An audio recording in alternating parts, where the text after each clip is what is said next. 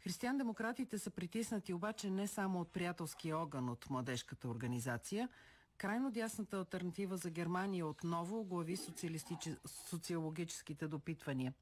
Според изследване на ИНСА, вече само 49% от германските избиратели не могат да си представят да гласуват за десните популисти. Доскоро това важеше за повече от 2/3 от запитаните. Алтернатива за Германия поляризира и политиците продължават да търсят правилния подход към тази партия. Със сигурност страхът от нея не е добър съветник, ми каза политологът Юрген Ланг, отговорен редактор в общественото Баварско радио. Страхът е голям, защото алтернатива за Германия изпреварва християн-демократите не само в източните провинции, но и на все повече места на Запад. Дори бих казал, че консервативният блок изпада в паника, защото досегашните опити да се справят с крайната десница не водят до желания резултат. Имам предвид опитите на консерваторите да изземат посланията на крайно десните в миграционната политика. Но всички анализи показват, че това не е правилният път. Не на прав път се оказа и канцлерът, който повдигна остър, дори груб дебат около миграцията, като заяви, че германските дъщери се страхуват да излизат вечер, че страната има проблем с големия брой мигранти, а според данни на Вътрешното министерство, престъпността сред чужденците е висока. В същото време в ръководството на Християн-демократическия съюз не са единодушни дали всички сирийски бежанци трябва да бъдат върнати в Сирия. Предполагам, че Мерц умишлено хвърли тази бомба, за да предизвика дебат. В много части на Германия наистина има проблем с концентрацията на чужденци и с високата престъпност. Но консервативният блок ХДС-ХСС сам си слага прът в колелата, като не може да се обедини около обща позиция по един толкова наболял проблем. В нашето общество тече културна война, разпалвана от популистите. Тази война не бива да се прехвърли върху правителството. Демократичните партии трябва да си дават сметка, че точно това е целта на популистите. Дебатът в Германия се изостри след като президентът Франк Валтер Щайнмайер по презумпция с надпартиен и обединяващ мандат предупреди алтернатива за Германия, че партия, която се стреми да подкопае демократичните основи на държавата, трябва да е готова да се изправи пред Конституционния съд в процес за нейната забрана. Какви последици би имала забраната на тази партия? Това не е правилният подход към алтернатива за Германия, поне на този етап. Говорим за партия с милиони поддръжници. Някой би аргументирал, че именно големият брой избиратели прави тази партия толкова опасна за конституционния ред в Германия. Но този аргумент води до задънена улица. Партиите в Германия са силно защитени от политически мотивирани посегателства. Забраната е абсолютно последната възможност и с нея не бива да се експериментира. Службите са събрали сравнително голямо количество данни, които сочат, че алтернатива за Германия е дясна екстремистка партия и представлява заплаха за демократичното държавно устройство.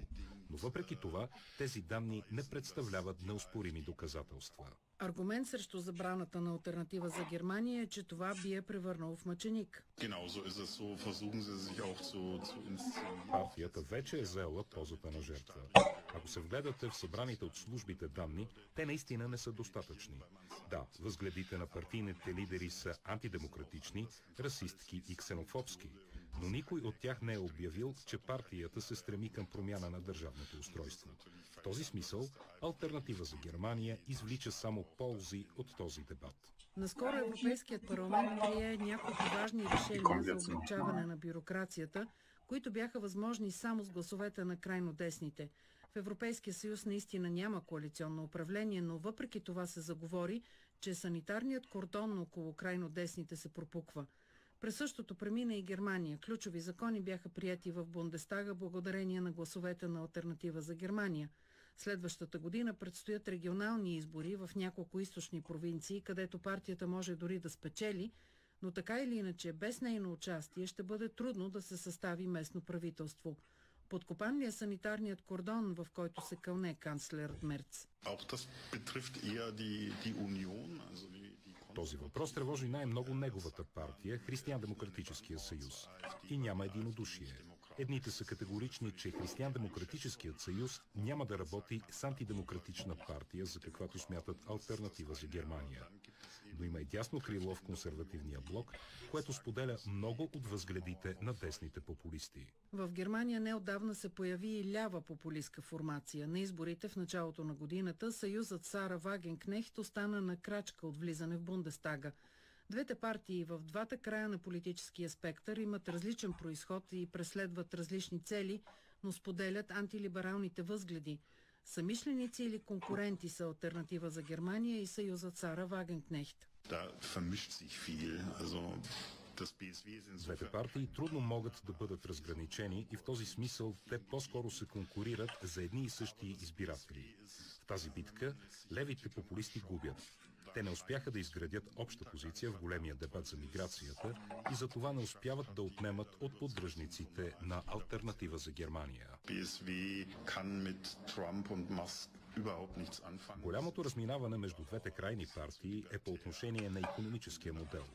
Левите популисти категорично отричат неолиберализма, а в Алтернатива за Германия има разделение по въпроса. Крилото около лидерката Алис Вайдъл е про-Тръмп. Те се опияняват от мага движението и неговата идеология, в основата на която стои американското популистко разбиране за благоденствие. Но хората около другия лидер на партията клонят по-скоро към поддръжниците на Путин. Интересно е позиционирането на двете партии по отношение на Путин. Промага крилото в Алтернатива за Германия не харесва Путин и не одобрява неговата война срещу Украйна. Въпреки това, Путин има много фенове в партията. А хората на Вагенкнехт са на практика рупор на кремълската пропаганда. Тази партия е създадена от бивши комунисти, които ще си останат вечни приятели на Москва, независимо какво се случва.